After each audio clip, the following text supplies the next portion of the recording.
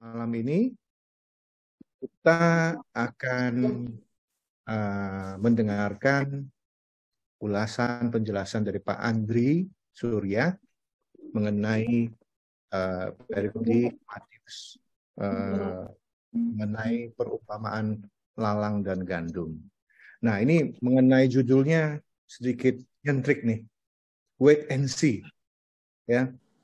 Sepertinya ini ada sesuatu yang kayak pasrah, pasif, ya. Mudah-mudahan sesudah mendengarkan Pak Andri, kita jadi lebih pro, ya. Kita punya sudut bekal kita. Sebelum kita mulai, saya ada satu pantun nih buat Pak Andri dan teman-teman nih. Boleh nggak saya bacakan, Bapak Ibu?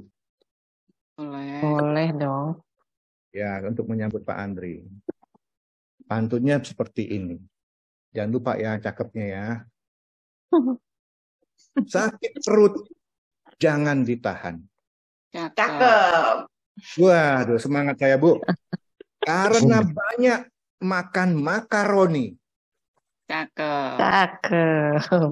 Syukur kepada Tuhan, Pak Andri Surya sudah hadir di sini. Cakep.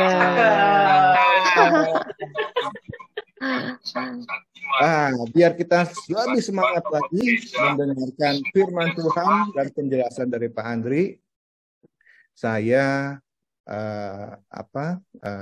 mungkin minta Bu Vero untuk pimpin doa pembuka kita dulu. Silakan Bu Vero. Baik, terima kasih Pak Ari. Mari sahabat KKS dimanapun berada, kita awali Zoom malam ini dengan doa bersama dulu. Kita ambil sikap hening. Dalam nama Bapa dan Putra dan Roh Kudus. Amin. Bapa di surga, terima kasih untuk malam hari ini. Terima kasih untuk hari ini dari pagi hingga malam hari ini. Terima kasih Engkau telah mengumpulkan kami kembali untuk mengikuti Zoom ini dari acara KKS untuk Sumur Yakub tentang lalang dan gandum yang akan dibawakan oleh Pak Andri Surya. Bapa, penuhilah kami dengan Roh Kudus-Mu agar kami dapat mendengarkan apa yang disampaikan oleh Pak Andri Surya. Juga berkatilah Pak Andri Surya agar beliau bisa memberi pencerahan kepada kami semua melalui sabda-Mu yang akan disampaikan oleh Bapak Andri Surya. Dan penuhilah kami dengan Roh Kudus-Mu agar kami dapat mendengarkan dan menyerap semua apa yang Bapak Andri Surya sampaikan, karena ini semua adalah sabda-Mu. Bapak, kami juga mohon agar semua sarana gadget dan internet juga Engkau lancarkan. Dan juga bagi sahabat kami yang belum bisa masuk Zoom gabung dalam acara ini, semoga segera akan dapat memasukin di Zoom ini agar semua teman-teman dapat mengikuti pengajaran apa yang akan disampaikan oleh Bapak Andri Surya. Terima kasih Bapak, semuanya ini kami mohon berkat dari-Mu demi kemuliaan kepada Bapa dan Putra dan Roh Kudus. Dalam nama Bapa dan Putra dan Roh Kudus. Amin. Silakan Pak Ari, terima kasih. Vero, oke, tidak mau berlama-lama, kita sebentar lagi mendengarkan Pak Andri. Saya mau share sedikit satu slide CV-nya, pengalaman Pak Andri Surya. Kelihatan ya? Pak Andri adalah lulusan KPKS Santo Paulus Tebet, angkatan 25. Kemudian beliau juga member dari seksi KKS Paroki Mangga Besar, Gereja Santo Petrus dan Paulus.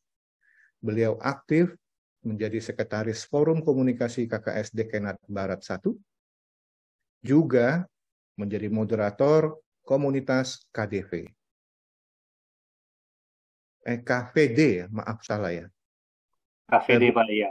Ya, ini saya salah ketik ini. Sejak 2016, maaf ya Pak. Menjadi pengajar KS3 KAJ sejak tahun 2019 dan juga aktif di EJ juga. Wah, ini kalau saya mau panjangkan bisa 3 lembar ya Pak Andri ya. Nggak nyampe Pak. Jadi terima kasih waktu dan tempat kami berikan kepada Pak Andri. Silakan Pak. Baik, terima kasih Pak Haryanto. Ya, selamat malam Bapak dan Ibu semua, baik yang di Kelapa Gading ya, maupun tadi ada yang dari Kinabalu ya. Ibu siapa tadi? Farina, ya. Ibu Valena ya. Emilia. Iya. Nah, Bapak Ibu, saya diminta oleh panitia ya, oleh KKS Yakobus untuk mengisi Sumur Yakub ya pada hari ini. Tema bahasan kita ya hari Minggu tanggal 23 ya, hari Minggu ke-16 tahun A. Baik, tadi sudah singkat diperkenalkan CV saya. Apa masih perlu tambahan perkenalannya? Cukup ya kayaknya. Kita langsung ya. Saya share screen bentar. Ya, sudah kelihatan semua ya. Sudah Pak. Sudah ya, oke. Ya, tema kita kali ini tadi sudah disebutkan oleh Pak Arianto, wait and see gitu ya. Tunggu dan lihat gitu ya. Karena saya pilih ini karena ada sesuatu di Injil kita yang memang diharapkan menunggu dan melihat hasilnya gitu ya. Oke, kita sebelum mulai kita baca dulu deh bacaan Injil yang akan dibacakan pada hari Minggu ke-16 tanggal 23 Juli nanti. Saya bisa minta tolong mungkin satu bapak-bapak atau satu bapak dan satu ibu ya untuk pergantian membacakan karena cukup panjang juga nih. Ayat 24 sampai dengan 43. Ada yang bersedia? Satu bapak dan satu ibu bergantian? Ya, saya bisa mulai. Menyimak ya. Ya, saya ibunya. Oke. Saya mulai dulu dari ayat 24 sampai 43. 43. Ya, di layar saya sudah tampilkan, Pak. Tinggal dibaca aja. Ya. Ya. Saya sampai 30 ya. Ini satu layar ini 30 nanti ada lanjutannya. Oke. Ya. Bacaan Injil Matius 13 ayat 24 sampai 43. Yesus membentangkan suatu perumpamaan lain lagi kepada mereka. Katanya, hal kerajaan surga itu seumpama orang yang menaburkan benih yang baik di ladangnya. Tetapi pada waktu semua orang tidur, datanglah musuhnya menaburkan benih lalang di antara gandum itu, lalu pergi. Ketika gandum itu tumbuh dan mulai berbulir, nampak jugalah lalang itu. Maka datanglah hamba-hamba tuan ladang itu kepadanya dan berkata, Tuan, bukankah benih baik yang Tuan taburkan di ladang Tuan? Dari manakah lalang itu? Jawab tuan itu, seorang musuh yang melakukannya. Lalu berkatalah hamba-hamba itu kepadanya, jadi maukah Tuan supaya kami pergi mencabut lalang itu? Tetapi ia berkata, jangan, sebab mungkin gandum itu ikut tercabut pada waktu kamu mencabut lalang itu. Biarkanlah keduanya tumbuh bersama sampai waktu menuai. Pada waktu itu, aku akan berkata kepada para penuai, kumpulkanlah dahulu lalang itu, dan ikatlah berberkas-berkas untuk dibakar. Kemudian, kumpulkanlah gandum itu ke dalam lumbungku. Ya, Ibu. Bukan. Yesus membentangkan suatu perumpamaan lain lagi kepada mereka. Katanya, hai kerajaan surga itu seumpama biji sesawi yang diambil dan ditaburkan orang di ladangnya. Memang, biji itu yang paling kecil dari segala jenis benih.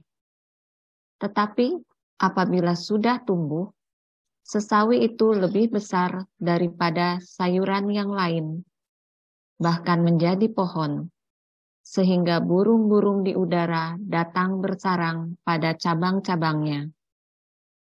Dan ia menceritakan perumpamaan ini juga kepada mereka. Hai kerajaan surga itu seumpama ragi yang diambil seorang perempuan dan diadukan ke dalam tepung terigu 3 sukat sampai kamir seluruhnya. Semuanya itu disampaikan Yesus kepada orang banyak dalam perumpamaan, dan tanpa perumpamaan suatu pun tidak disampaikannya kepada mereka, supaya genaplah firman yang disampaikan oleh Nabi. Aku mau membuka mulutku, mengatakan perumpamaan. Aku mau mengucapkan hal yang tersembunyi sejak dunia dijadikan.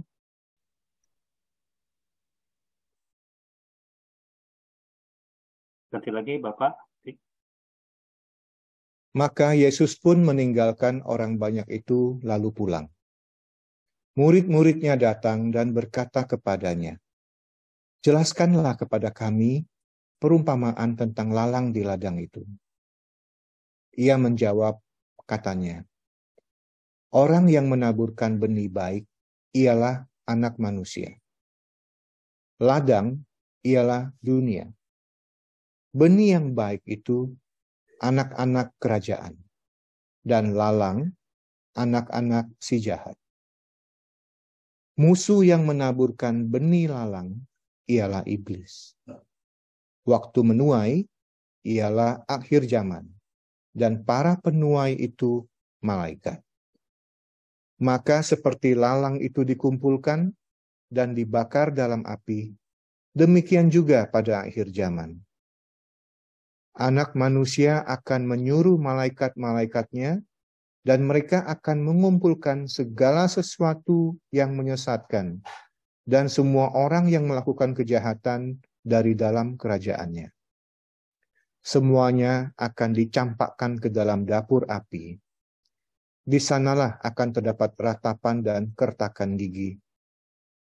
Pada waktu itulah, orang-orang benar akan bercahaya seperti matahari dalam kerajaan Bapa mereka.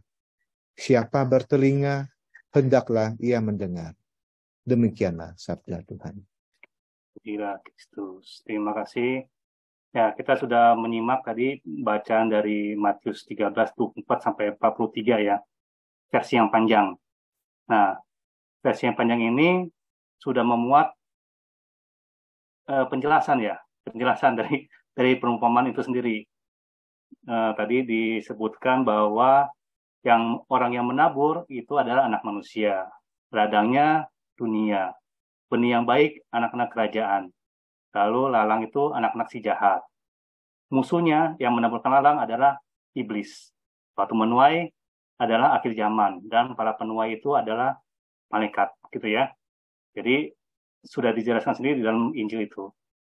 Jadi Bapak Ibu, apa jelas ya? Kalau sudah jelas, Sumur Yakub sudah selesai nih. Karena sudah dijelaskan dalam Injil sendiri. Enggak ya? Nanti saya dimarahin sama panitia nih. Oke, kita akan coba ya, kita akan kupas satu-satu gitu. Apa sih yang dimaksud gitu ya. Kita mulai dari fakta gitu ya, faktanya. Di situ disebut, nah kalau cerita itu kan ada tokoh gitu ya. Nah, tapi di sini perumpamaan menggunakan tokohnya itu gandum dan lalang gitu ya. Nah, gandum dan lalang memang memiliki kemiripan saat dia baru tumbuh. Nah, itu gambar yang sebelah kanan itu. Nah, gandum itu yang di sebelah kiri. Sedangkan tumbuhan lalang itu yang ada di kanan. Ketika baru mulai tumbuh, mereka akan terlihat mirip ya, hampir sama gitu. Jadi ketika hamba-hamba pemilik ladang itu bilang, "Tuan mau nggak Tuan supaya kami mencabut gitu kan lalangnya." Nah, di situ ada Tuan itu bilang, "Tunggu," gitu ya. Kenapa? karena satu fakta lagi, bahwa mereka punya akar serabut. Itu jenis akar yang kedalamannya tidak begitu dalam, tapi dia menjalar ke segala arah gitu, ke kanan kiri. Jadi mereka bisa membuat seperti jalinan gitu ya di dalam tanah. Sehingga walaupun mereka bisa memilih mana yang ngalang gitu, mereka cabut, ada kemungkinan akarnya itu menarik akar dari gandum gitu yang di sebelahnya. Jadi semuanya akan terbuang sia-sia gitu ya. Ini fakta kedua. Lalu yang ketiga, nah mereka baru akan terlihat ketika saat panen gitu loh. Baru jelas di mana gandum berisi burir-burir yang berwarna kekuningan, gambar yang sebelah kanan. Sementara lalang ya tidak berubah, memang tidak menghasilkan apa-apa gitu ya, hanya tanaman pengganggu. Nah, fakta-fakta ini dipakai oleh penulis Injil Matius, ya, dipakai oleh Yesus gitu untuk menceritakan perumpamaan tentang kerajaan Allah. Oke, kita lanjut. Nah, tadi disebut Ibu ya yang membacakan.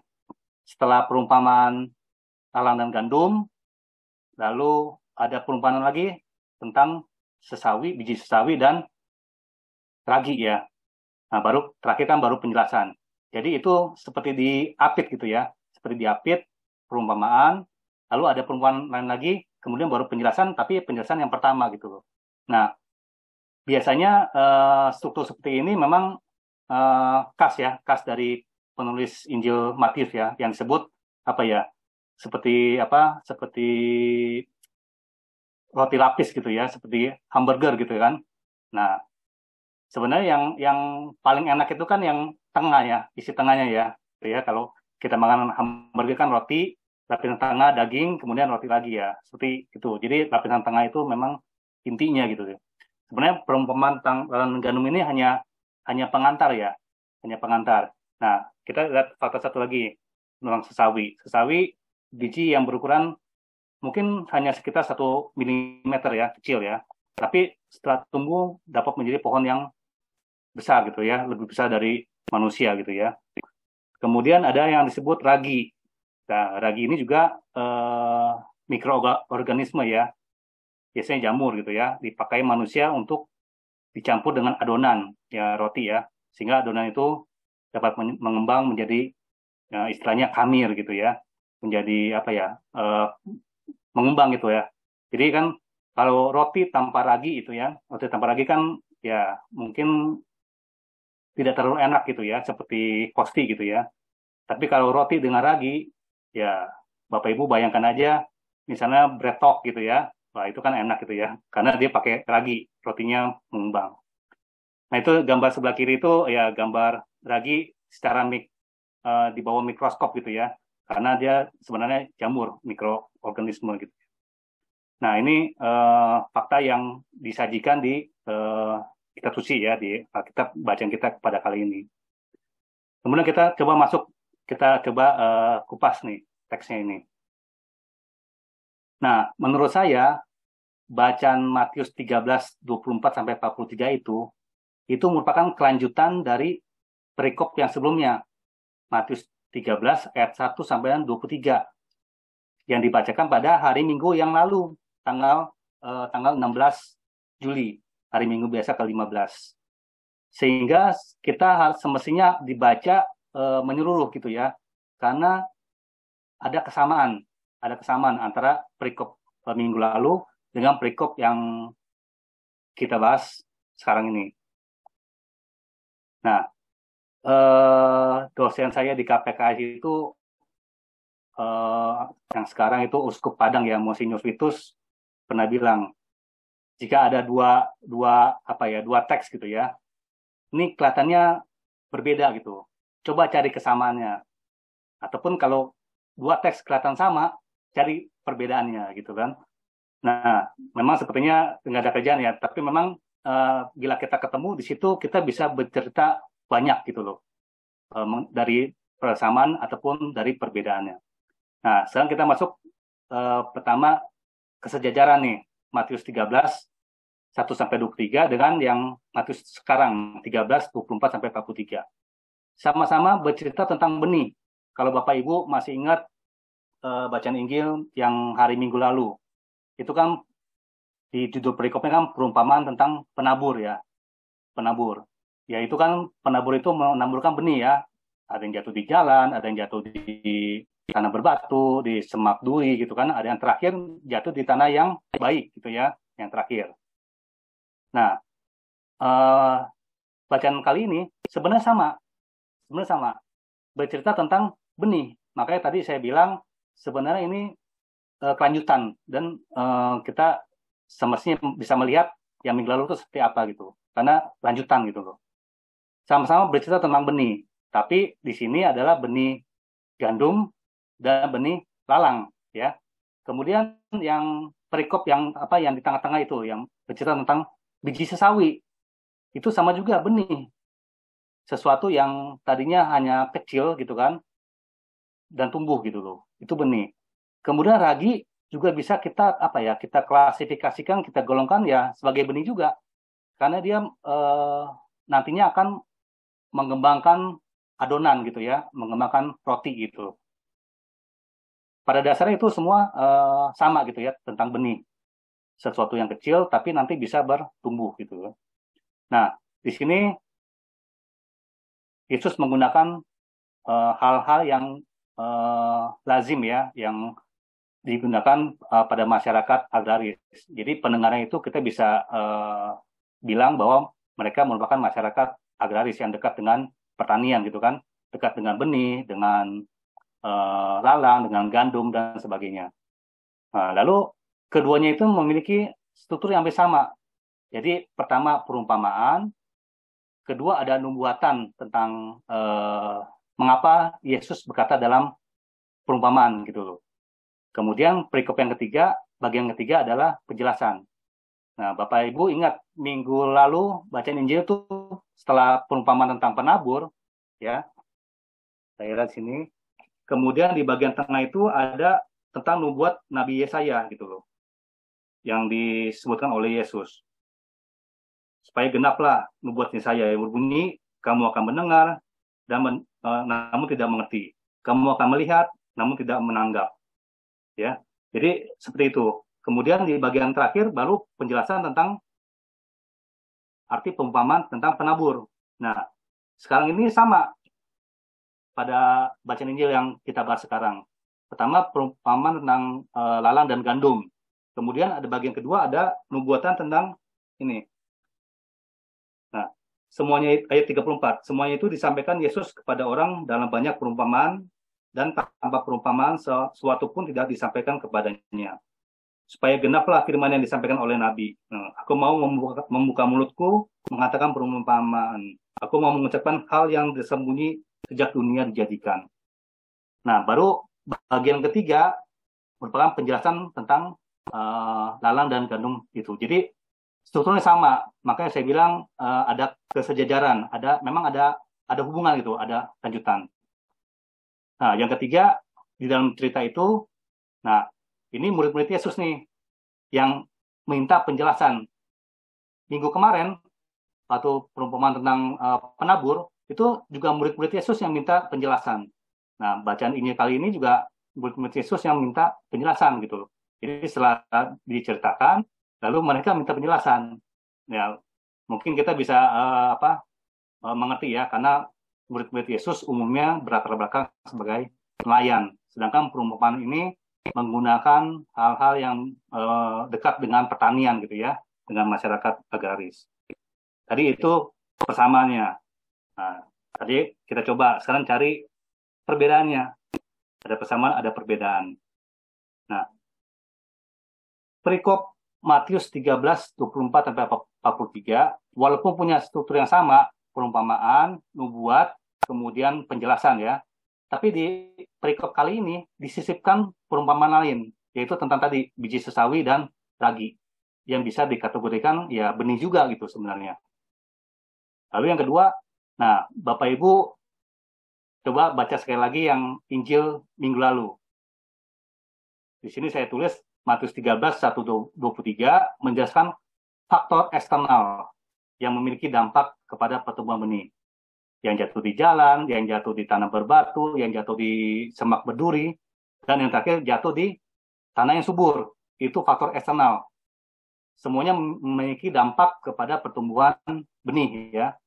Yang jatuh di jalan langsung hilang, yang jatuh di tanah berbatu sempat tumbuh sedikit, begitu matahari keluar, layu gitu kan. Yang semak berduri, karena himpitan semak berduri, kemudian juga mati. Nah, yang tumbuh menghasilkan buah itu yang di tanah yang baik gitu ya. Nah, sekarang di Matius 13, 24 sampai 43, itu lebih banyak berbicara mengenai faktor internal yang terjadi di dalam ladang itu sendiri, yang dalam tanda kutip adalah merupakan tanah yang baik. Kalau kita menaburkan benih di ladang ya pasti tanahnya sudah baik ya, karena itu sudah berbentuk ladang gitu kan, memang tempat untuk menanam sesuatu gitu kan, dengan harapan nanti akan waktu panen menghasilkan sesuatu.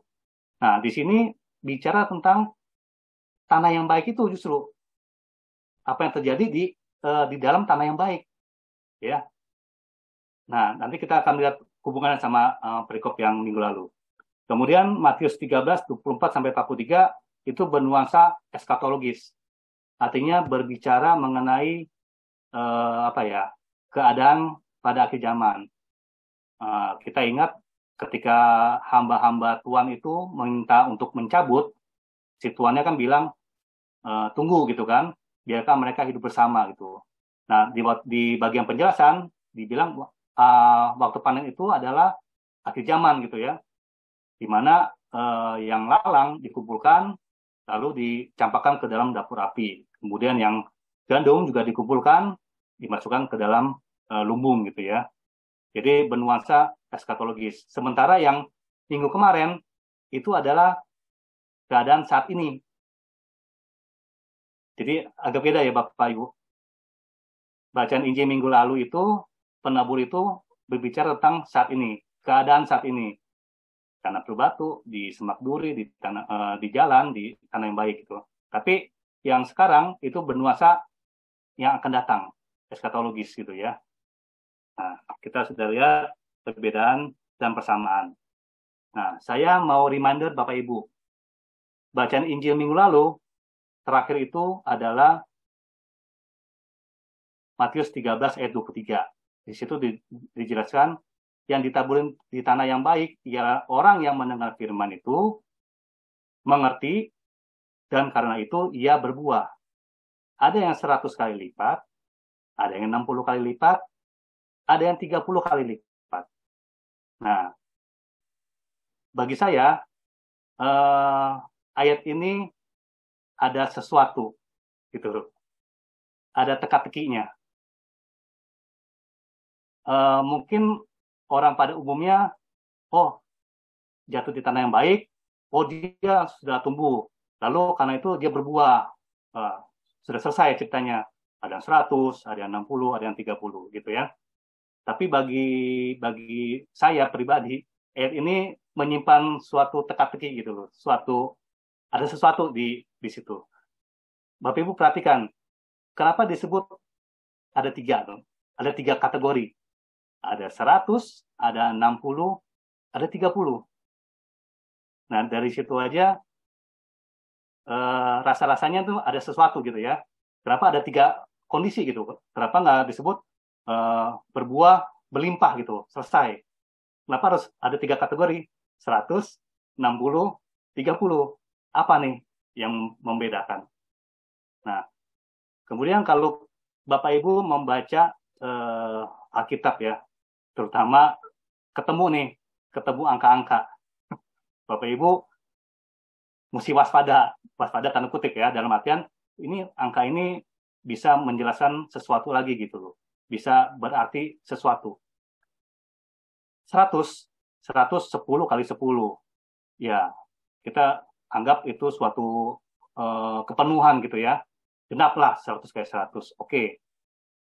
30, 3 kali 10, 10-nya pemenuhan gitu ya. 3 itu juga angka ajaib gitu ya. 3 itu angka yang keramat gitu ya bagi tradisi orang Yahudi gitu ya. 3 itu menyatakan sesuatu yang sungguh-sungguh gitu loh.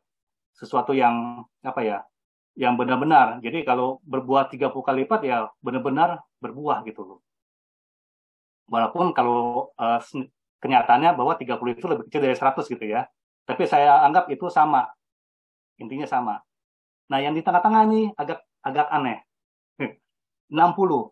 6 kali 10. 10-nya oke, karena dia berbuah. Tapi kenapa 6? 6 itu sesuatu angka yang melambangkan ketidaksempurnaan. Lain kalau 7. No comment saya juga. Selesai sudah. Masalah kita selesai. 100 kali lipat, 70 kali lipat, 30 kali 7 itu angka keramat juga bagi orang Yahudi. 7 itu sempurna gitu ya. Tapi ini 6.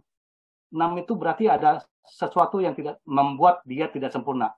Berbuah, namun tidak sempurna. Oke, itu dulu ya. Kita lanjut ya.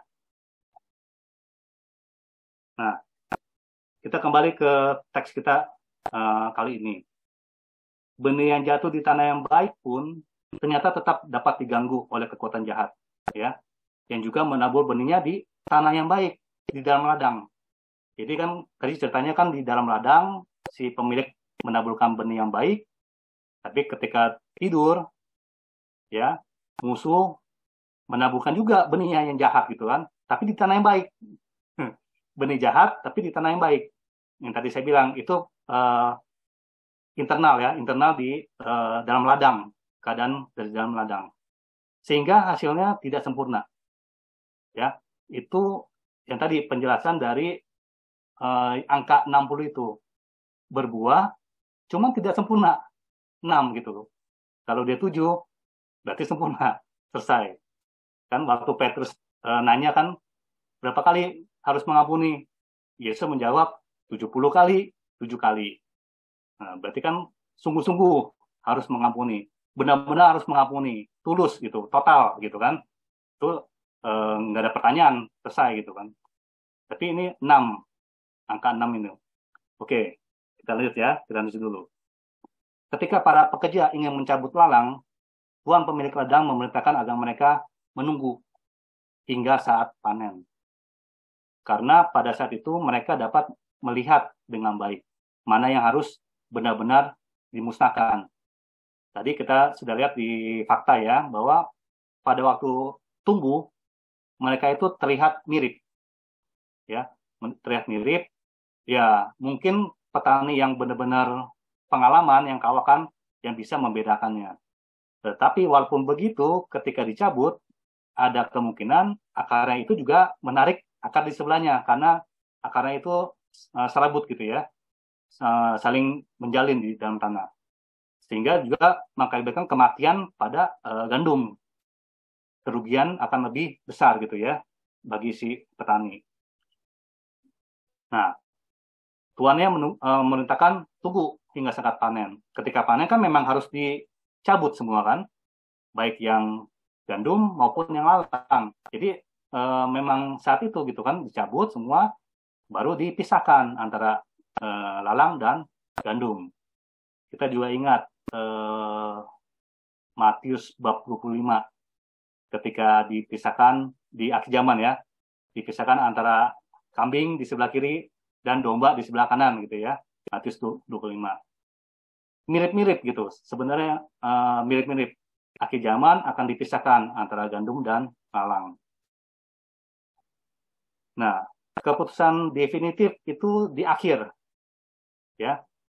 Keputusan itu di akhir. Jadi tuan pemilik ladang itu memutuskan bahwa yang lalang itu dicapakan ke dapur api, sedangkan yang gandum dimasukkan ke dalam lumbung. Nah, ini mengindikasikan bahwa ada konsep pengharapan dan kasih. Ya, pengharapan dan kasih. Pengharapannya di mana, kasih di mana, kita simpan dulu. Kita lanjut dulu ya. Nah, tadi ada perumpamaan selipan ya, sisipan tentang ragi dan sesawi, benih. Nah, di situ dijelaskan benih yang berbuah juga bisa berarti berguna bagi orang yang di sekitarnya. Ditunjukkan dengan pohon sesawi dan adonan yang khamir. Jadi biji sesawi ketika benih dia kecil, dia nggak berarti apa-apa gitu. Tetapi setelah dia tumbuh menjadi pohon besar, dikatakan bahwa burung-burung bisa bersarang pada cabang-cabangnya gitu ya, bisa berguna gitu untuk sekitarnya. Begitu juga dengan ragi. Ragi itu ya sebenarnya tadi hanya mikroorganisme, nggak berarti apa-apa. Mungkin kita juga nggak bisa ngelihat gitu. Tapi ketika dia dicampurkan, diaduk, setelah mengembang seluruhnya, itu akan jadi makanan yang enak ya, bisa berguna gitu ya untuk orang lain. Nah, di sini di nubuatan ada istilahnya penyikapan, revelation gitu ya, di mana Yesus mengungkapkan rahasia kerajaan Allah dengan perumpamaan-perumpamaan. Itu di Matius 13 yang tadi ayat 35. Coba bandingkan dengan Mazmur. Bapak Ibu bisa baca sendiri. Mazmur 78 ayat 2. Itu persis. Jadi penulis Injil Matius itu tampaknya ya mengutip dari Mazmur ini. Gitu ya. Nah, di bagian akhir ayat 43b, Yesus memperingatkan para pendengarnya supaya sungguh-sungguh mendengar. Mendengar itu bisa dalam arti dia memperhatikan, menyimak gitu ya, bukan cuma mendengar masuk kuping kiri, keluar kuping kanan gitu kan. Itu hanya lewat, tapi sungguh-sungguh mendengar, memperhatikan dan menyimak. Apa yang telah diungkapkannya, yaitu apa? Tentang kerajaan Allah. Walaupun dengan perumpamaan ya, walaupun dengan perumpamaan. Nah, dari sini kita bisa menarik poin-poin yang bisa kita refleksikan untuk hidup kita gitu ya. Yang pertama adalah penafsiran umum gitu ya, tentang perumpamaan lalang dan gandum ini berbicara tentang umumnya ya, kebaikan dan kejahatan yang memang Tuhan izinkan untuk berada dalam dunia.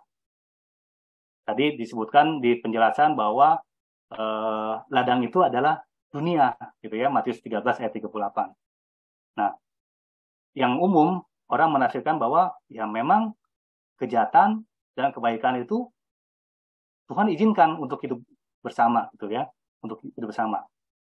Nah, di sini saya memberi catatan ya Bapak Ibu, jangan sampai terjatuh ke dalam apa ya yang disebutnya dualisme.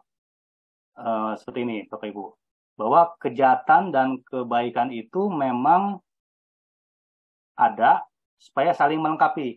Itu Bapak Ibu jangan terjatuh ke pemahaman seperti itu. Saya lebih seperti konsep yin yang ya Bapak Ibu, yin yang itu gereja Katolik itu berbeda gitu. Kalau konsep yin yang memang hitam, putih, kebaikan, keburukan, apalagi positif, negatif itu ada untuk mereka saling melengkapi, gitu ya. Itu akan begitu terus selamanya. Tetapi di gereja ya, di iman Kristen, kebaikan dan keburukan memang diizinkan hidup bersama saat ini, ya, sampai kepada akhir zaman, di mana ya Tuhan sendiri yang menentukan, memberikan keputusan gitu bahwa yang jahat akan dimusnahkan gitu kan, yang baik akan menerima kemuliaan. Nah, Bapak Ibu bisa lihat ya bedanya. Di satu sisi yang konsep seperti yin yang itu akan saling melengkapi selamanya, tapi iman Kristen itu menyatakan bahwa keadaan sekarang bisa jadi seperti itu, tapi pada saat akhir zaman itu nggak akan ada dua, hanya ada satu, ya, yang jahat dimusnahkan, dihancurkan, kemudian yang baik itu akan dimuliakan, gitu kan. Oke, lalu kita coba nih menggali lebih dalam sedikit, gitu ya. Namanya juga sumur Yakub, gitu ya. Kalau orang menggali sumur kan nggak puas ya ketika ketemu nih lapisan air pertama gitu kan, wah sudah. Nah, kita coba gali lagi, kemungkinan bisa lebih jernih airnya. Nah, penafsiran selanjutnya adalah dengan menganggap dunia ini sebagai gereja. Walaupun memang tadi kan di kitab suci bilang dunia itu ladang itu ialah dunia gitu ya. Tapi sekarang kita menganggap dunia itu sebagai gereja. Nah, ini diperkuat dengan benih yang baik ditaburkan di ladang sebagai orang-orang yang mendengar firman, yang tidak lain adalah gereja sendiri sebagai persekutuan umat orang beriman, gitu ya. Benih yang ditaburkan di ladang, benih baik yang ditaburkan di ladang adalah orang-orang yang mendengarkan firman, yaitu sebagai gereja, ya kita semua sekarang ini sebagai gereja. Di dalam gereja sendiri, nah mungkin ada orang-orang yang tanda kutip ya saya menyamar gitu ya, menyamar dalam artian mungkin orang ini terlihat terlibat aktif dalam pelayanan, dalam hidup menggereja. Namun di dalam jati dirinya sebenarnya itu penuh dengan hawa nafsu duniawi. Ya, sebagai contoh mungkin dia ikut pelayanan, ikut kepanitiaan dalam acara-acara gereja. Tapi bisa jadi ada kepentingan tertentu gitu. Mungkin ada orang yang mau dipuji, mungkin ada orang yang jadi panitia nih, jadi bendahara, mungkin ada sesuatu dengan bisa menggunakan uang gitu kan. Kita nggak tahu gitu kan, kita nggak tahu. Kemudian mungkin ada lagi yang ya seperti itu lah, hawa nafsu duniawi, tapi dia di luar terlihat terlibat aktif gitu loh dalam pelayanan gereja. Nah, mudah-mudahan ya di sini nggak ada ya orang seperti itu ya. Di Sumur Yakub nggak ada orang seperti itu. Nah, itu kalau kita menggali lebih dalam gitu ya, kita menganggap bahwa dunia ini adalah gereja, gitu ya. Nah, penafsiran nomor 1 yang umum tadi tentang kebaikan dan kejahatan memang diizinkan Tuhan untuk berada di dalam dunia ya. Itu seakan-akan kita hanya berpasrah gitu ya. Seakan-akan ada rasa pasrah. Ya memang dari sononya gitu kan. Memang Tuhan izinkan. Kenapa ada kemiskinan? Kenapa ada kejahatan? Kenapa ada bencana alam mungkin? Kenapa ada macam-macam? Dan kita cuma bisa berpasrah karena memang dari sononya gitu ya. Gitu. Lalu penafsiran kedua itu juga ada sisi negatifnya. Dengan menganggap sebagai gereja dan lalang itu tumbuh di dalam gereja gitu ya. Sisi negatifnya adalah kemungkinan kita menjadi orang-orang yang menjudge gitu, menghakimi, jadi hakim gitu loh. Setelah acara ini mungkin jadi si bapak itu tuh kayaknya aktif tuh ikut KKS, lalu kemudian mungkin PSE, kemudian apalagi gitu kan. Tapi sebenarnya dia ya orangnya mau dipandang gitu kan, atau mungkin orangnya mau dipuji gitu kan. Nah, di situ ada sisi jeleknya tuh. Jadi Bapak Ibu hati-hati nih. Jadi jangan sampai kita juga jadi hakim gitu kan, bahwa orang lain itu adalah lalang di dalam gereja gitu. Kita sibuk mencari lalang di dalam gereja gitu loh. Itu jangan sampai ya. Nah, saya tawarkan yang ketiga. Ya. Lebih dalam lagi adalah mengenai diri kita sendiri. Ya. Dunia itu kita artikan hati kita, hati manusia. Ya. Dalam hati manusia yang menerima firman itu benih gandum ya. Namun ada juga kecenderungan untuk tetap berbuat dosa. Yaitu benih lalang. Ya. Jadi kecenderungan dosa itu ya akibat dosa asal. Ya, semua manusia menerima dosa warisan yang sama ya kecuali Bunda Maria ya. Konsep dogma Maria Immaculata, Maria dikandung tanpa noda dosa. Dia tidak berdosa gitu kan. Tapi semua orang menerima warisan dosa Adam gitu ya, dosa asal. Nah, itulah lalang dalam hati kita tuh. Kita sudah menerima firman, kita mendengarkan firman setiap hari, kita baca, kita merenungkan secara pribadi. Itu semua baik, ya, semua baik. Tapi tetap ada benih lalang di dalam hati kita. bahwa kita bisa ada kecenderungan ya entah itu mudah marah, entah itu macam-macam lah, ya. Itu benih lalang yang ada di hati kita. Nah, saya pada kesempatan kali ini mencoba menawarkan kita melihat tafsiran itu lebih kepada diri kita sendiri, lebih ke sisi introspeksinya gitu loh. Jadi dunia itu diartikan hati kita, hati manusia. Kita telah menerima firman, tapi juga ada benih lalang di hati kita gitu. Dan kita harus kendalikan benih ini supaya nggak jadi lalang semua gitu ya. Tetap gandum pada akhirnya bisa berbuah gitu kan. Walaupun memang tidak sempurna tadi, yang 60 kali lipat ya, berbuah tapi tidak sempurna. Nah, segala sesuatu diputuskan pada saat akhir tadi kan, si tuannya mengatakan tunggu sampai akhir zaman, tunggu pada saat waktu panen, ya, mengindikasikan konsep pengharapan. Segala sesuatu itu masih dapat berubah. Awalnya mungkin seorang pendosa besar. Ya, contoh yang jelas mungkin kalau Bapak Ibu membaca kisah para Santo Santa, Santo Agustinus. Kebetulan nama baptis saya adalah Santo Agustinus. Jadi saya tahu gitu ya, membaca tentang kisah Santo Agustinus. Dia itu seorang pendosa besar pada awalnya. Tapi siapa sangka gitu kan, siapa tahu dia bisa bertobat malah menjadi uskup gitu loh. Nah, di situ ada konsep pengharapan bahwa segala sesuatu masih dapat berubah. Ya. Begitu juga dengan hidup kita gitu.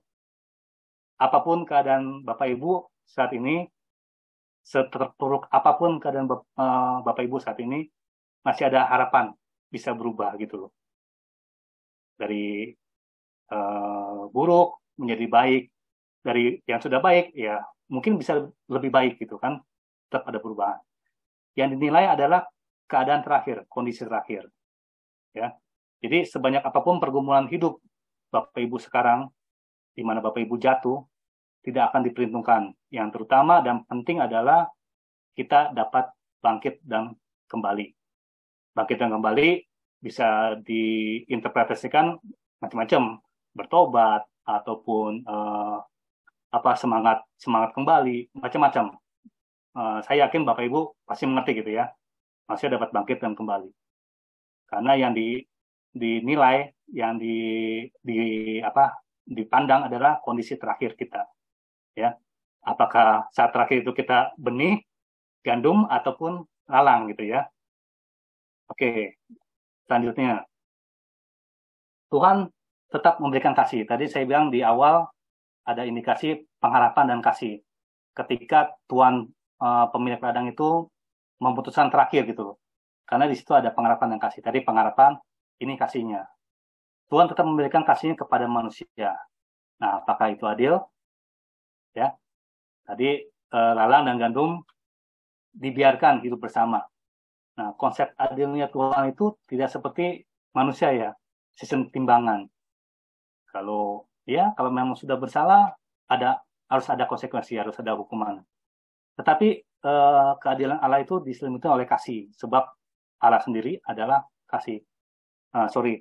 Iya di sini mestinya i-nya huruf besar ya, saya salah ketikkan. Karena iyanya itu maksudnya Allah. Allah sendiri adalah kasih. Nah, semua manusia mendapat kesempatan yang sama untuk berubah, menjadi lebih baik. Hanya waktunya tidak sama. Loh, apa maksudnya? Kan sama semua pada akhirnya kan? Betul. Kalau kita mengandaikan bahwa itu diri kita gitu ya, ladang itu diri kita. Berarti waktu menuai itu, waktu panen, adalah bukan akhir zaman, tapi akhir zaman pribadi. Apa itu? Saat kematian kita. Karena pada saat kematian kita, itu yang akan dilihat. Itu yang akan dipertimbangkan. Itu yang akan menentukan apakah kita gandum atau lalang. Nah, waktunya tidak sama antara satu orang dengan orang lain. Mungkin ada yang diberikan umur 80 tahun, ada yang 70 tahun, ada yang 60 tahun. Bisa jadi besok. Kita semua nggak tahu. Kita semua benar-benar tidak tahu kapan akhir zaman bagi diri kita pribadi masing-masing. Jadi karena waktunya kita tidak tahu, ya segera mungkin gitu loh untuk berubah, ya menjadi gandum sebelum semuanya terlambat. Lalu yang keenam, hidup yang menghasilkan buah adalah hidup yang berarti bagi orang. Tadi sudah disebutkan juga di awal. Pada dasarnya manusia makhluk sosial, makhluk yang selalu berrelasi, berhubungan dengan manusia lain. Itu jadi kebutuhan dasar ya. Relasi yang baik adalah relasi yang bermakna gitu ya. Yang paling mulia adalah relasi yang hanya berkorban dan memberi. Yang mungkin dalam bahasa Yunani yang disebut agape gitu ya. Kata kasih itu dalam bahasa ini ada tiga level gitu ya, 3 tingkatan. Eros yang ya cinta biasa gitu ya, cinta yang masih melibatkan hawa nafsu gitu ya. Kemudian filio, sahabat gitu ya. Sahabat itu mungkin masih ada take and give gitu, masih memberi, kemudian ada mengambil itu. Nah, yang paling tinggi adalah agape, cinta yang hanya memberi, hanya sanggup berkorban gitu ya untuk pihak yang dicintai. Nah, itu cinta agape ini ya cinta Yesus Kristus kepada dunia gitu ya, kepada kita, kepada manusia. Itu seperti pohon sesawi yang di perumpamaan tadi ya, pohon sesawi yang memberikan dahannya sebagai perlindungan bagi burung-burung. Mana burung-burung bisa bersarang di cabang-cabangnya gitu ya. Dia hanya memberi, tapi dia tidak mengambil sesuatu dari burung. Semua itu diberikan free gitu ya, bebas. Nah itu relasi yang paling top lah, paling mulia. Terakhir yang saya mau katakan di sini adalah hidup yang bermakna juga berarti mampu mengubah hidup orang menjadi lebih baik. Jadi bukan hanya sendirian baik gitu ya, tapi juga mampu mengajak, mengubah hidup orang juga jadi lebih baik. Ya, hidup jadi orang baik adalah sangat terpuji. Tapi hidup dapat mengajak dan mengubah hidup orang lain jadi baik adalah sungguh amat terpuji. Seperti ragi yang mengubah keseluruhan adonan. Ini sebenarnya juga mirip ya dengan kisah tentang garam dunia. Yesus bilang bahwa kita harus menjadi garam dunia gitu kan. Apa itu garam ya? Mengasinkan gitu kan. Membuat yang tawar menjadi ada rasanya asin, bermakna gitu. Sementara diri dia sendiri ya lebur gitu kan, habis. Sama seperti ragi, ketika dia dicampurkan, sudah mengembang adonan tersebut, kita nggak bisa memilih lagi mana yang tepung terigu, mana yang ragi gitu kan. Semua sudah merebur jadi satu. Dan kita bisa melihat hasil akhirnya itu yang baik gitu loh. Bahwa hidup itu bermakna juga bagi orang lain. Nah, 7 poin refleksi ini yang saya bisa berikan, saya bisa sharingkan ke Bapak Ibu pada kesempatan kali ini. Ya, kenapa 7? Ya tadi saya bilang kalau 6 kan kayaknya kurang gitu ya. Saya pilih 7, angka 7 supaya sempurna, supaya hidup kita juga sempurna. Nah, hidup ini masih ada kesempatan sebelum waktu panen, sebelum akhir zaman, sebelum ajal kita. Kita masih punya kesempatan. Tadi pengharapan dan juga ada kasih di situ. Mari kita mengadakan kerajaan Allah di bumi. Kita berdoa Bapa kami gitu ya. Datanglah kerajaanmu di atas bumi gitu ya. Datanglah kerajaanmu. Tapi kita juga bisa terlibat aktif. Kita bisa mendatangkan kerajaan Allah juga supaya terwujud di bumi. Kapan? Ya sekarang, saat ini. Saat ini juga kita bisa sebagai rekan sekerja bagi Allah untuk menghadirkan kerajaannya di bumi ini.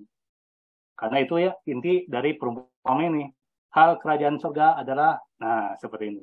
Hal kerajaan surga adalah seperti ini. Hal kerajaan surga adalah seperti ragi, seperti biji sesawi, seperti benih baik yang ditaburkan di tanah yang baik gitu ya. Nah, seperti itulah. Oke, Bapak Ibu, terima kasih sama mungkin kurang lebih 1 jam ya sudah mendengarkan saya mendongeng. Saya kembalikan ke panitia. Terima kasih. Terima kasih Pak Andri. Ya, sama-sama Pak. Pak, luar biasa nih Pak. Ini membuktikan sekali lagi nih Pak, baca kitab suci nggak boleh sendirian ya Pak. Ya, harus rame-rame Pak. Iya. harus kerebutan. Seperti kayak saya baca ya, dapat satu dimensi berdasarkan pemahaman saya. Tapi setelah mendengar Pak Andri jelasin poin refleksinya, ternyata multidimensi ya. Ya, Benar itu juga, yang kan? disebut kekayaan Pak. Jadi ya seperti ini contohnya dengan bacaan yang besok juga pun sama gitu ya di semua gereja Katolik gitu ya. Tapi romonya homili juga bisa berbeda-beda, ya kan? Tergantung dari sudut pandang si imam tersebut gitu kan memberikan homili seperti itu Pak. Oke, benar Pak. Saya tadi sekilas melihat bacaan Injil harian dari sekarang sampai ke depan itu membahas yang Matius 13 terus ya. Kelihatannya nih bab 13 ini bab perumpamaan nih Pak Andri ya. Iya Pak, betul Pak. Ya. Kalau memang kalender liturgi itu bukan asal gitu ya. Jadi memang gereja itu juga mau umatnya itu apa ya bisa mengikuti alurnya gitu loh. Memang ada yang sesuatu yang mau disampaikan oleh gereja kepada umatnya. Betul Pak. Ya sedikit ini saya juga melihat ini ada sedikit warning ya. Ada pesan dari Tuhan gitu kan bahwa hidup kita ini apa yang kita lakukan sekarang menentukan kita nanti di akhir zaman. Iya, betul. Oke, Bapak Ibu semua, kita punya waktu kurang lebih 40 menit. Jika ada pertanyaan atau mungkin ada yang mau menambahkan refleksi atau pengalaman hidup, silakan Pak, kami persilakan. Kalau boleh bertanya, boleh bertanya, kenapa Tuhan membiarkan kejahatan? Ya, terima kasih Ibu atas pertanyaannya. Ya, tadi yang mungkin poin refleksi yang nomor 1 ya yang saya sebutkan. Kalau ladang itu adalah dunia, di mana di ladang itu Tuhan membiarkan ada lalang, ada gandum hidup berdampingan, gitu ya. Nah, tapi hati-hati Ibu, jangan sampai kita kita jatuh ke dalam pemahaman bahwa kejahatan itu dibiarkan ada, gitu ya. Tapi memang atas seizin dari Tuhan. Karena ya itu di perumpamaan itu disebutkan kalau misalnya kejahatan itu dimusnahkan sekarang gitu ya, sekarang ini. Nah, ada kemungkinan orang-orang yang baik juga ikut ikut musnah gitu loh. Nah, kita ingat bahwa perjanjian lama kisah tentang air bah ya. Air bah Nuh ya. Setelah air bah itu kan kesannya semua disapu habis gitu ya. Cuma menyisakan keluarga Nuh dan binatang-binatang pilihan gitu ya, pilihan Nuh. Nah, setelah itu kan Tuhan juga berjanji memakai pelangi ya, bahwa dia tidak akan memusnahkan lagi secara massal seperti itu. Nah, di perumpamaan itu sendiri juga dibilang bahwa tunggu sampai pada saat akhir zaman, bahwa Tuhannya itu juga akan pasti memutuskan mana yang benar harus dimusnahkan, mana yang akan mendapatkan keselamatan. Itu, Bu. Jadi tugas kita di bumi ini yang penuh dengan apa ya, dengan kejahatan, dengan penderitaan, dengan segala macam lah, adalah cuma bertahan, cuma menjalani dan bertahan sambil tetap berusaha untuk supaya kita jangan ikut-ikutan di dalam dunia yang gila ini. Kita jangan ikut-ikutan gila gitu. Mungkin bisa penjawab. Gitu. Terima kasih, Bu.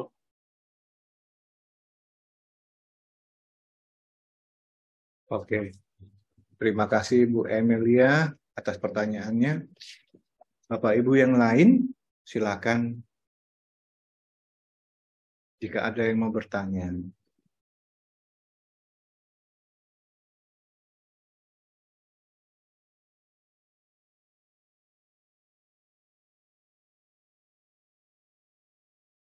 Sambil nunggu Pak Andri, saya ada beberapa poin yang saya pengen minta advice dari Pak Andri. Itu terutama yang mengenai perumpamaan ragi biji sesawi. Iya. Nah, kalau saya bisa menangkap ini, pribadi saya, itu seolah-olah itu talenta, karunia, berkat yang Tuhan berikan kepada kita. Itu nggak ada apa-apanya kalau kita nggak pakai untuk kita share kepada sesama kita, kepada keluarga ya. Seperti ragi, itu kalau tidak dicampurkan menjadi adonan, mikrobakterianya ya nggak berguna apa-apa. Nggak bisa menghasilkan roti yang bisa dinikmatin. Yang enak gitu ya. Ya, begitu juga dengan biji sesawi yang kecil, bisa jadi pohon yang paling besar, malah burung bisa berlindung di dalam situ ya, gitu. Iya. Ya. Nah, ini juga satu sisi juga bermakna buat saya, kita nggak boleh minder ya. Yang kecil, yang nggak berguna, yang nggak kelihatan berguna, bisa dipakai Tuhan kok untuk kemuliaannya gitu. Jadi sesuatu yang yang pertama adalah gini, bahwa hidup kita ini bukan untuk diri kita sendiri gitu ya. Hidup ini juga harus bisa bermakna bagi orang lain. Itu satu poin. Lalu yang kedua, benar kata Pak Arianto bahwa sesuatu yang kecil yang kelihatannya remeh gitu ya, yang kelihatannya nggak ada arti apa-apa. Tapi bila kita memberikan diri kita gitu kan, memberikan dengan tulus gitu, dan Tuhan berkenan, itu akan menjadi sesuatu yang luar biasa gitu. Ya. Terima kasih Pak Andri. Ya, sama-sama Pak. Jelasannya. Ayo mungkin Bu Eti ada tambahan. Ya Pak Ari, terima kasih. Saya sangat tersentuh dengan 7 poin refleksi yang Pak Andri berikan. Itu sangat bagi saya sungguh luar biasa. Pak Andri bisa memberikan poin-poin sebanyak itu. Yang tadi menurut saya sangat bagus ya, dan detail banget gitu. Profisiat buat Pak Andri. Satu hal yang saya tadi mendapatkan juga pemahaman pengertian yang mendalam, yaitu bahwa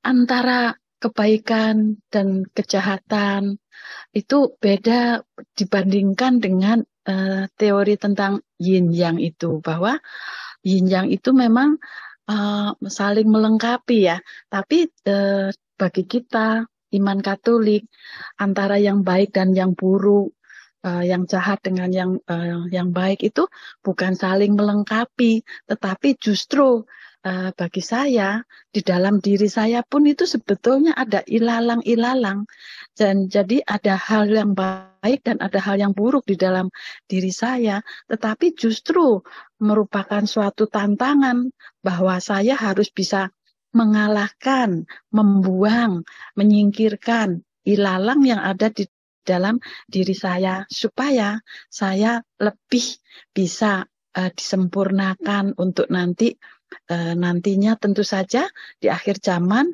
antara ilalang dan gandum itu betul-betul saya terpilih sebagai gandum yang tidak mempunyai ilalang. Gitu kira-kira ya Pak Ari. Terima kasih sekali, refleksinya sangat berguna bagi saya. Terima kasih Pak Andri. Terima kasih Ya, Bu Edi. ya, terima kasih Bu Eti. Sama. Saya tambahkan lagi sedikit ya untuk memperkuat ya, memperjelas bahwa yang Ya. Kalau teori yin yang itu kan antara negatif, positif, antara terang gelap, antara apa ya, ya pokoknya dua hal yang berlawanan itu memang dimasukkan untuk saling melengkapi dan Ya. keadaannya seperti itu selamanya gitu ya, saling melengkapi. Tapi iman gereja, iman Kristen, walaupun tampaknya sama gitu kan, lalang dibiarkan hidup gitu ya, tapi itu sebenarnya ada diliputi tadi keadilan Tuhan, kasih itu sendiri, dan adanya pengharapan bahwa suatu saat mudah-mudahan gitu ya, mudah-mudahan yang baik, yang gelap, yang apapun bisa berubah menjadi yang buruk menjadi baik, yang terang menjadi gelap gitu loh. Dan kalau memang masih keadaan seperti itu juga keputusan sudah jelas bahwa yang itu akan dimusnahkan, yang buruk gitu ya, yang baik akan diselamatkan. Ya gitu Bu Eti. Terima kasih Pak Andri. Hanya memperjelas saja. Iya. Terima kasih Ya. Pak. Iya, terima kasih. Terima kasih.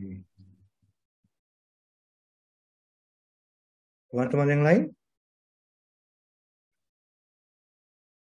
Ada pemikiran-pemikiran tambahan? Pak Andri, sembari nunggu teman-teman kita, saya mau mengelaborasi yang tadi dikatakan sama Bu Eti. Buat saya ini juga suatu penguatan. Saya mungkin tidak bisa menghasilkan 100 kali lipat ya, yang bacaan minggu lalu gitu ya. Yeah. Sekarang saya ngerti gitu, ada penguatan dari Pak Andri. Oh nggak apa-apa kalau gitu. Saya menyadari ada sisi ilalangnya di diri saya. 60 juga oke lah gitu kan. Walaupun tidak 60 itu menurut Pak Andri itu bukan suatu angka yang kayak sempurna gitu. Tapi minimal saya bisa menguasai dan menang melawan diri ilalang saya gitu. Ya yang tadi saya bilang, berbuah namun tidak sempurna gitu Pak. Ya, tapi tetap berbuah kan tetap Pak? Berbuah, iya betul. Tetap berbuah tapi tidak sempurna. Ya. Ya. Oke, thank you Pak Andri. Pak Bambang. Biasanya Pak Bambang selalu ada komennya nih. Gak selalu lah. Makasih Pak Rianto. Bang Andri, makasih ya. Refleksi Anda, saya setuju tadi ya dengan Pak Arianto sama Bu Eti ini. Refleksi Anda menambah insight buat saya lah gitu. Yang saya coba mau sampaikan di sini, saya mau menggarisbawahi seperti apa yang dikatakan Bu Eti itu ya. Karena mau nggak mau Yesus atau penabur itu kan memberikan firman pada semua orang tanpa pandang bulu gitu. Iya. Ya. Namun pada saat yang sama iblis itu menanamkan hal-hal yang tidak baik, yang kita sebut ilalang itu. Nah, apa sih ilalang itu? Saya pikir yang ada di dalam diri saya itu dan mungkin ada orang-orang tertentu itu ilalangnya itu adalah dendam, iri hati, serakah, sombong, nggak mau mengampuni. Nah, itulah ilalang-ilalang yang ada dalam diri seseorang dan di diri saya gitu. Nah, itulah yang harus dengan membaca firman hari ini saya pikir kita diingatkan gitu ya. jangan ada ilalang lagi di dalam diri kita gitu. Karena pesan dari firman ini kan ujungnya kita tahu gitu ya. Gandum itu ditaruh di lumbung. Lumbung berarti kan kerajaannya Allah gitu. Tapi ilalang itu akan dikumpulkan dan dibakar loh gitu. Di mana? Di api neraka gitu. Nah, ini suatu peringatan terutama buat saya gitu ya. Jadi kita harus membuang semua. Saya seperti Bu Eti tadi bilang, dendam, iri hati, kesombongan, nggak mau mengampuni, itu kita harus buang. Karena kita sudah diperingatkan pada Injil firman hari ini, kita tahu ujungnya kemana. Mau ke rumah Bapak atau sebaliknya dibakar di api neraka. Saya pikir itu. Jadi kita perumpamaan ini mengandung peringatan juga buat saya gitu. Saya pikir itu ya. Terima kasih Bu Eti tadi sudah memulai ya itu ilalang. Saya jadi kepikir ya apa sih ilalang yang di dalam tubuh kita itu apa gitu. Ya itu tadi sombong, dendam, iri hati, nggak mau mengampuni. Pokoknya yang jelek-jelek lah itu. Betul Pak Bambang, setuju. Bu Eti, mantap. Terima kasih Pak Arianto, Pak Ari. Saya mau nambahkan Pak Bambang. Ya, memang harus disingkirkan betul ya. Tapi ya itu merupakan apa ya, pergumulan hidup Pak. Pergumulan hidup yang setiap hari kita hadapi gitu. Kita ya mungkin hari ini kita bisa oke lah, kita bisa menahan emosi, bisa mengampuni. Tapi di suatu saat mungkin kita jatuh gitu kan, kita marah, kita dendam. Nah, yang penting tadi yang saya bilang adalah proses itu, pergumulan itu yang merupakan apa ya, hal yang terpenting gitu loh. Dimana kita jatuh, kita bisa bangkit, itu adalah sesuatu yang dinilai oleh Dia gitu, oleh Tuhan yang akan menentukan apa ya, tempat di mana kita nanti akan berada gitu. Pergumulan perjuangan itu prosesnya itu yang lebih penting bagi kita manusia gitu. Ya. Terima kasih Pak. Ya. Terima kasih tambahannya dari Pak Bambang. Ayo teman-teman, kita masih punya waktu untuk sharing, bertanya.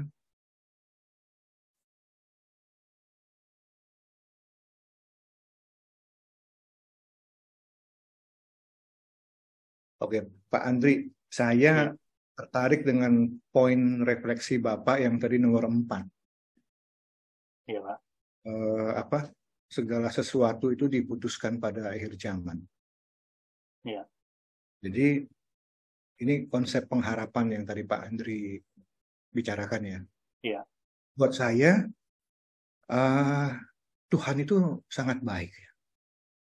Itu dari perikop itu kan hamba Tuhan itu tanya kan, mau saya cabut nggak Tuhan? Iya.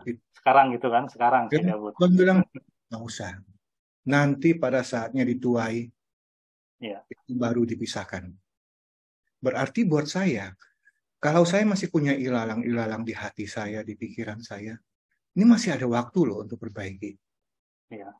Yang Tuhan mau itu bukan ilalang yang saya sekarang ada, tetapi ke depannya kan, bagaimana saya bangkit, bagaimana saya bisa menguasai dan menghilangkan ilalang itu. Dan Tuhan kasih waktu. Jadi jangan saya sia-siakan nanti dibakar di sana. Aduh, nah itu yang tadi Pak Bambang bilang ya, ngeri. Betul Pak. Ya, ini bagus sekali Pak, menurut saya. Terima kasih Pak Andri. Masalahnya waktunya kita tidak tahu Pak. Ya. Yang tadi saya bilang kalau kita ladang itu hati kita masing-masing, berarti akhir zaman adalah akhir zaman pribadi kita, yaitu saat kematian kita tidak tahu gitu. Ya, betul Pak. Makanya kita harus mulai berubahnya itu sekarang. Ya. Bukan besok, bukan lusa, bukan minggu depan. Gitu Pak. Setuju Pak Andri. Ya. Pak Ari, saya mau sharing tentang bagaimana kemarin saya itu sempat kaget dan merasa sedikit bagaimana gitu ya. Ketika saya kemarin itu mendengar berita, mungkin di sini juga ada yang mengenal, Bu Elis tahu ya, Pak Malik itu seorang katekis yang sudah angkatan KPKS angkatan ke-10 itu sekelas sama Bu Elis. Kemarin itu saya sama Bu Elis melayat, anaknya Pak Ali itu meninggal, anak Pak Malik. Ceritanya, istrinya Pak Malik itu 17 hari lalu itu baru meninggal, istri Pak Malik. Dan istri Pak Malik, Bu Wasti itu adalah teman sekerja saya waktu saya bekerja di rumah sakit Karolus ya.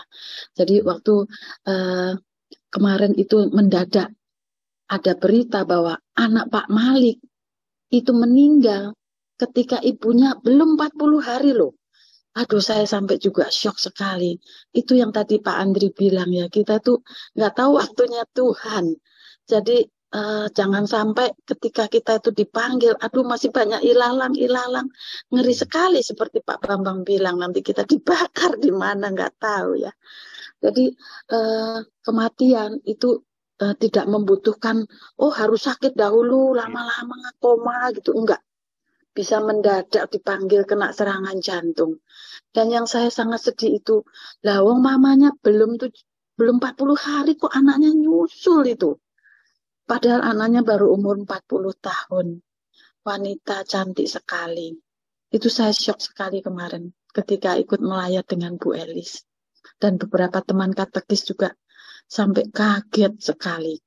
Jadi itulah Pak Andri, bahwa betul-betul ini betul-betul refleksi 7 refleksinya Pak Andri ini membuat saya, aduh harus jangan sampai ini ilalang-ilalang yang dikatakan Pak Bambang tadi, harus bisa pelan-pelan, kalau bisa saya harus hilangkan kesombongan, iri hati, tidak mau mengampuni, dikit-dikit tersinggung, marah-marah.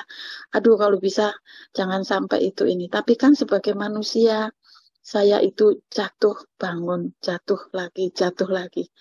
Cuma dengan pergumulannya Pak Andri, hanya dengan terus berpegang pada firman Tuhan, tergantung pada Tuhan, itu saya dimampukan untuk bangkit lagi ketika saya jatuh.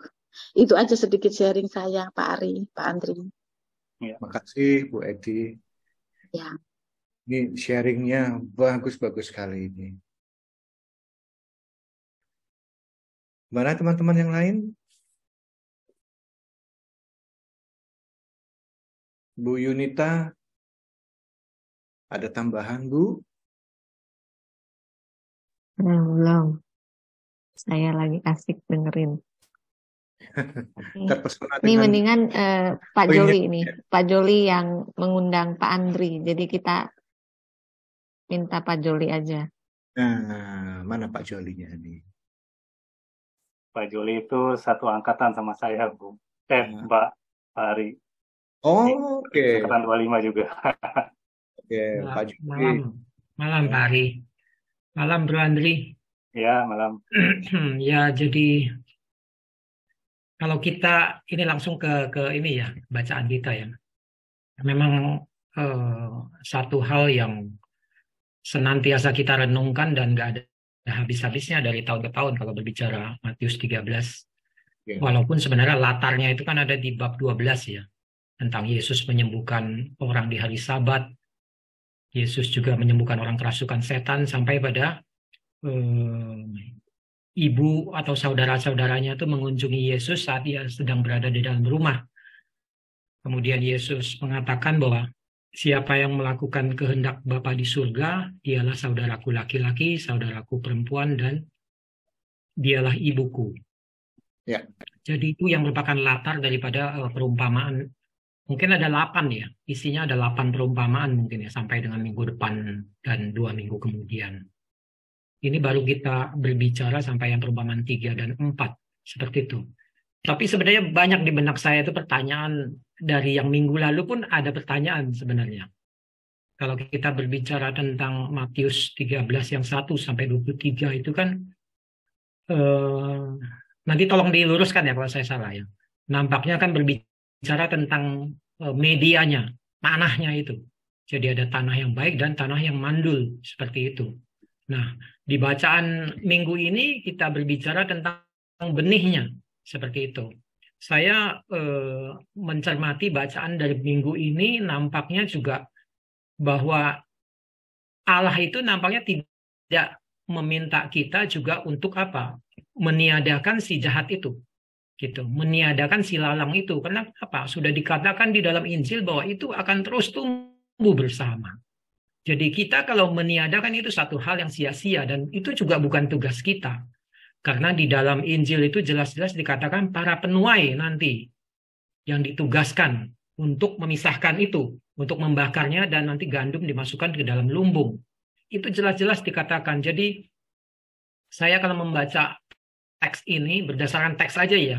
Jadi tidak melihat bahwa ada perintah daripada Injil, tulisan dari Injil Matius ini untuk meminta kita untuk menghindari atau mengenyahkan atau mematikan atau mengapakanlah itu yang namanya si jahat itu. Tapi justru kita bagaimana dengan adanya dia itu menjadi satu trigger untuk kita terus menjadi benih yang baik seperti itu.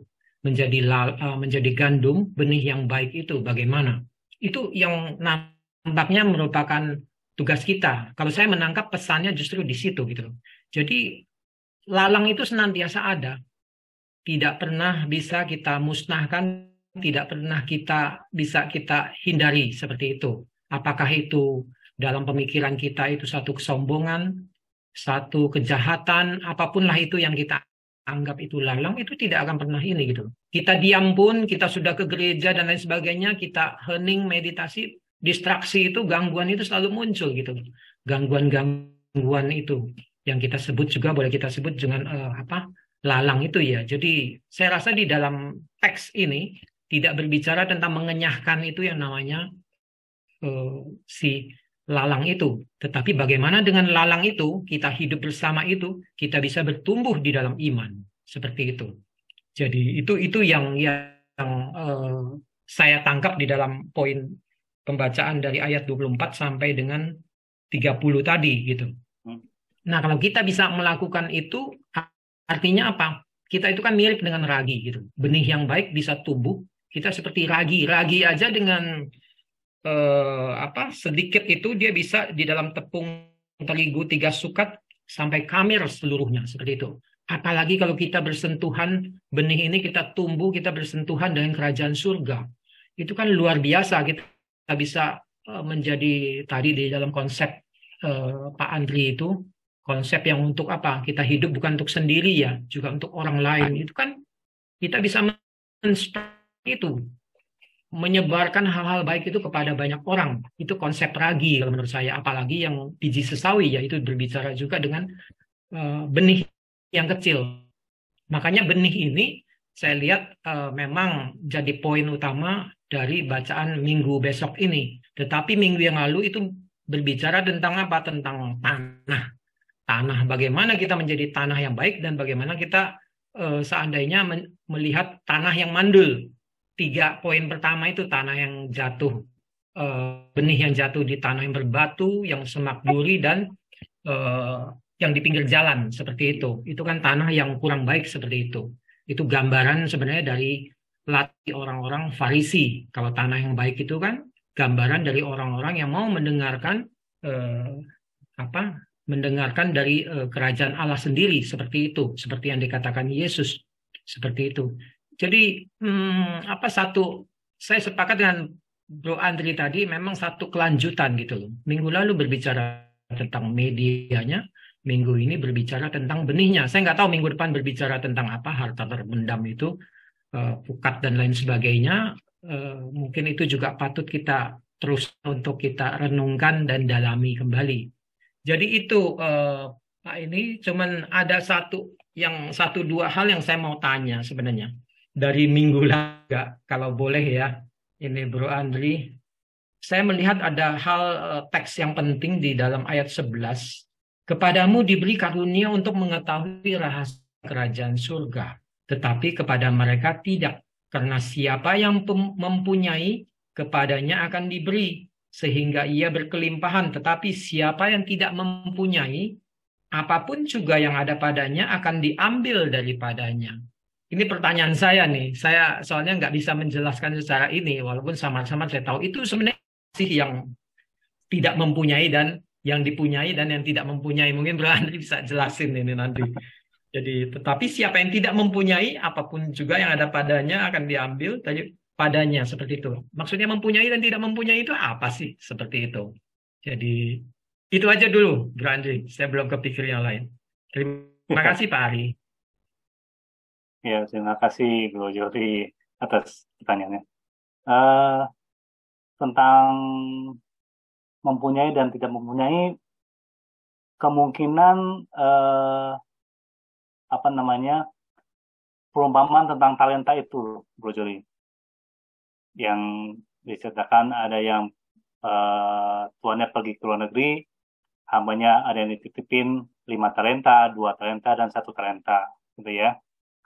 Nah, setelah pulang kan yang hamba yang punya 5 talenta mengusahakan sehingga memperoleh 5 lagi, gitu kan.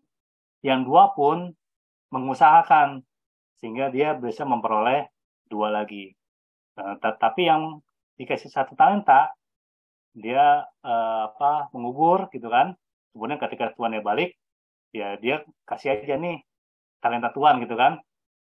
Karena tahu gitu bahwa Tuhannya itu suka mengambil di mana dia tidak menuai, gitu kan, ada di situ katanya.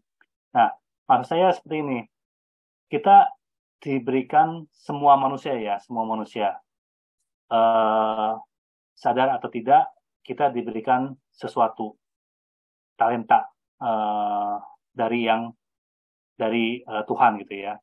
Nah, bagaimana kita mengusahakan talenta yang sudah diberikan itu sehingga kita bisa menjadi seseorang yang bermakna bagi orang lain, gitu loh, berguna bagi orang lain. Kalau yang punya 1 talenta kan hanya disimpan untuk dia sendiri.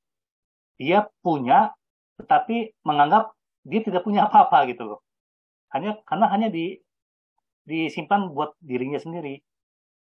Nah, ukuran 5, ukuran 2, ukuran 1 itu memang bukan kita yang menentukan, gitu kan. Itu memang diberikan oleh Tuhan, gitu kan. Yang diberikan 5, ya patutnya lebih bersyukuri, bisa lebih lebih bermanfaat, gitu kan. Yang dikasih 2, ya juga bersyukur, dia mengusahakan mengolah, ya juga menghasilkan 2, gitu. Nah, tapi yang diberikan 1, ya seharusnya kan dia juga mengolah, walaupun nanti hasilnya juga 1, gitu kan. Tapi dia tidak mengolah itu, malah menyimpannya untuk diri sendiri, gitu. Jadi seakan-akan yang dia sudah punya, tapi dia menganggap dirinya tidak punya, gitu. Yang pada akhir cerita kan 1 talenta itu juga diambil dari dia kan. Sedangkan yang sudah punya 10 tadi, 5 yang dititipkan sama 5 hasil dia, yang 1 itu ditambah lagi ke yang 10 itu, gitu loh. Ya, mungkin penjelasannya bisa dari situ, menurut Juli. Jadi apa yang kita punya itu juga ya memang harus dibagikan. Kita hidup untuk orang lain juga, gitu, bukan untuk diri kita sendiri. Gitu. Mudah-mudahan menjawab, Pak Juli. Iya, terima kasih. Nampaknya juga samar-samar jadi ya kita menjawabnya. Saya soalnya sering ditanyain seperti itu, cuman saya sampai hari ini belum bisa menjawab itu. Kalau ditanya secara konkretnya ya, itu apa sih yang tidak mempunyai, yang mempunyai itu apa sih, gitu loh, intinya, gitu loh. Tapi terima kasih tadi itu dari perumpamaan tentang talenta tadi ya, mungkin kita bisa ini di sana. Jadi seperti itu. Boleh saya bertanya lagi ya Pak Ari ya? Pak Ari. Boleh Pak. Silakan. Oh, iya. Saya mau tanya ini yang tentang 100 kali lipat berbuah 100, 60, 30. Kenapa kok di Injil Markus itu terbalik gitu ya? Walaupun tengah-tengahnya saya tahu itu 60, 6 kali 10. Keadaan yang tidak sempurna ya. Jadi tidak mungkin dunia ini sempurna. 100 itu juga tidak mungkin kan sebenarnya kan. Karena sangat-sangat sempurna tidak mungkin itu, tidak ada yang sampai dimanapun di Indonesia atau dimanapun luar negeri tidak ada pengusaha atau pertanian itu 100% langsung mulus semuanya. Jadi itu juga satu sindiran bahasa personifikasi atau gimana gitu ya. Gitu Bro Andri ya. Iya, Bro Jody. Kalau tanya kenapa kebalik, saya juga sama nggak taunya. Kenapa ditulisnya terbalik 30 dulu, 60 baru 100 gitu ya. Ya, gimana ya? Tapi ya tetap di tengah-tengahnya itu memang 60 ya. Kalau teori retoris kan ya itu yang harus diperhatikan gitu memang. Yang tengah-tengahnya itu kenapa bisa 60 tidak sempurna gitu loh. Nah, ya itu mungkin seperti gaya penulisan aja kali ya. Yang satu inginnya meningkat gitu ya, sementara yang lainnya turun gitu kan. Tapi yang pasti pertama dan yang ketiga itu menyatakan kesempurnaan gitu kan. 100 dan 30 itu kan kesempurnaan. Yang tengah-tengah itu aja yang tidak sempurna. Seperti itu, Bu Joli. Ya, oke. Terima kasih. Ya. Kalau mengenai tepung itu tidak ada gematrianya ya. Ya satu Tepung. 3 sukat. Kenapa disebut 3 sukat seperti itu? Kalau tadi kan ada gematrianya tuh 60, 30, 100. Ya. Kenapa sampai di Injil disebutkan sampai 3 sukat ya, 1 eva 40 liter ya, katakanlah 40 gitu loh. Kalau kita mengacu pada gematrianya, apakah mungkin ada jawabannya? Ya, 3 sukat itu saya juga waktu mau persiapan ini saya nggak ngecek gitu ya. 3 sukat itu seberapa besar, seberapa banyak. Ya mungkin karena ya tiganya itu kali ya. Tiganya itu juga ada sesuatu kan. Kenapa nggak 2 sukat? Kenapa nggak 4 sukat gitu kan? 3 sukat gitu kan? Ya itu tadi saya bilang supaya ragi itu ya benar-benar benar-benar bisa berguna gitu loh untuk secara menyeluruh, secara totalitas, secara sempurna gitu loh. Ya mungkin dilambangkan dengan 3 sukat itu. Gitu. Tapi seberapa besarnya saya belum cek gitu. Berapa gramnya kalau dikonversi gitu ya. Ya. Jadi itu adonan untuk diri sendiri, apakah adonan untuk keluarga gitu ya. Adonan untuk satu kampung, saya belum tahu gitu. Itu Bu Joli. Ya, oke. Terima kasih. Ya. Oke, Pak Joli. Lanjut. Ada perlu kelanjutan nih Pak Andri nanti nih ya. Karena bacaan Matius ini berlanjut sampai berapa minggu kemudian ini? Matius ini ya sampai setahun ini Pak, kan tahun A. Betul. Tahun A, ya. Saya lihat ya, bandingkan dengan Markus, dengan Lukas, perumpamaan lalang dan gandum cuma ada di Matius ya, Pak ya. Perumpamaan lalang dan gandum, ya. Hanya ada di Matius, betul. Injil lain nggak ada. Kalau yang lain kan ada gitu kan. Ini uniknya di Matius. Iya. Ya, baik. Kalau yang tadi yang Bro Joli sebut perumpamaan tentang penabur itu ada di satu versi lagi, betul. Tapi yang tadi yang menghasilkan urutannya agak terbalik gitu ya. Ya, tapi lalang gandum memang khusus di Injil Matius. Nah, saya ada satu hal Pak Andri saya mau tanyakan nih. Di awal itu Tuhan Yesus membacakan perumpamaan ini ke orang banyak. Tetapi waktu menjelaskan arti perumpamaan ini hanya kepada murid-muridnya. Kalau saya baca seperti itu ya. Ya. Jadi apakah ini boleh saya tangkap seperti hanya orang yang dikasih karunia oleh Tuhan yang bisa memahami ini? Ya. Mungkin terima kasih Pak Arianto. Ya, memang di 2 perikop minggu lalu dan yang kita bahas sekarang ini, memang Yesus berbicara secara umum gitu ya. Nah, kemudian ketika dia misalnya balik gitu ya, pulang ke rumah, murid-muridnya minta penjelasan gitu ya. Itu sama yang tadi saya juga sempat sebut di pemaparan saya. Memang murid-muridnya itu meminta penjelasan khusus gitu ya. Ya, yang tadi saya sebutkan dalam penjelasan saya, mungkin karena memang latar belakangnya murid-murid Yesus itu umumnya kan kebanyakan nelayan gitu ya. Sedangkan perumpamaan ini mengambil hal-hal yang berkenaan dengan pertanian gitu loh. Jadi mungkin mereka juga perlu penjelasan khusus. Nah, yang Bro Joli bilang tadi kalau misalnya minggu depan perumpamaan tentang pukat gitu ya, itu tidak ada penjelasannya gitu. Dianggap sudah mengerti. Pukat itu kan apa ya, kayak jebakan ikan gitu ya, tentang pukat. Ataupun tentang harta yang terpendam. Itu kan mungkin dari sisi pedagang gitu ya. Pedagang dia menjual semua hartanya gitu kan, lalu membeli tanah itu gitu kan. Lalu pukat juga. Nah, yang dua ini kan khusus memang tentang benih ya, tentang pertanian yang seperti saya sebut. Sehingga ya murid-muridnya itu meminta penjelasan khusus gitu loh. Maksudnya apa sih gitu loh. Tapi ya memang Yesus bilang juga dia mengajar memang dengan perumpamaan gitu loh. Karena memang ada sesuatu, ada rahasia yang mau diungkapkan, rahasia kerajaan Allah yang mau diungkapkan. Makanya terakhir itu Yesus juga berpesan bagi mereka barang siapa yang bertelinga gitu ya, hendaklah ia mendengar. Nah, mendengar ini kan juga bukan ya mendengar, tadi saya bilang menyimak, memperhatikan itu termasuk mendengarkan gitu ya. Itu Pak. Terima kasih Pak Andri.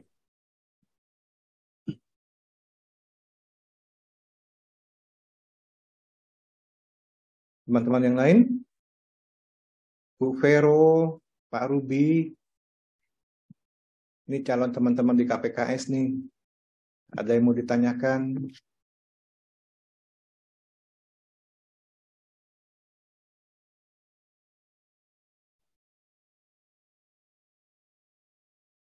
Kayaknya udah ditanyakan semua, Pak.